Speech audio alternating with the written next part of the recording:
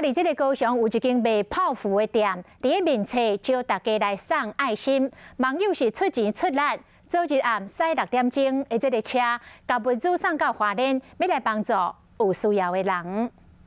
消防队的弟兄真的很辛苦，都睡帐篷。迄条辛苦的消防人员暗时困棚厝，开6点钟的车到花莲，第一批物资送来给消防员。因为我们300个全部都是大家的爱心，就是捐赠到花莲去的。送爱心的是来自高雄的民众。花旗人泡芙店的头家谢小姐讲，太鲁国雨意外发生了后，伫面找人送物资到灾区，随着有人出钱出力，一天就出发。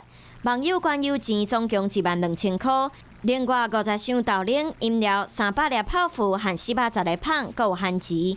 9位大人加上4个囡仔。第3号暗时10点开车，载这物资上北，4号透早4点左右到花莲。